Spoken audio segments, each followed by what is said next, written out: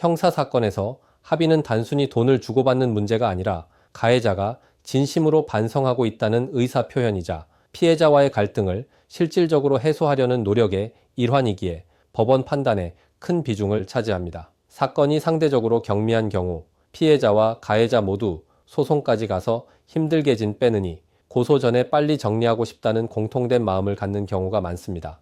이런 상황에서 종종 등장하는 것이 바로 고소 전 합의입니다. 고소 전 합의는 수사기관에 정식 고소가 접수되기 전에 양측이 자발적으로 합의하고 사건을 종결 짓는 방식으로 무엇보다 소송이 빨리 종료되지만 합의 전후로 주의해야 할 점도 많습니다. 우선 피해자 입장에서 고소는 결코 가벼운 일이 아닙니다. 사건 이후 경찰 조사, 재판 증인 출석 등 번거로운 절차를 겪는 것 자체가 상당한 부담이 되기 때문입니다.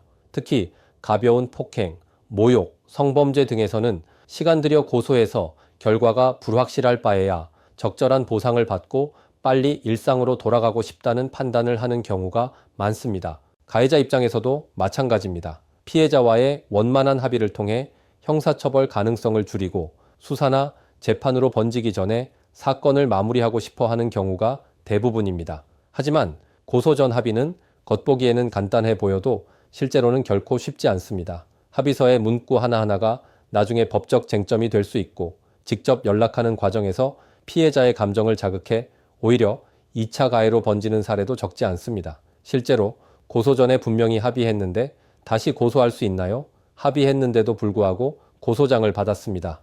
와 같은 문의가 자주 들어옵니다.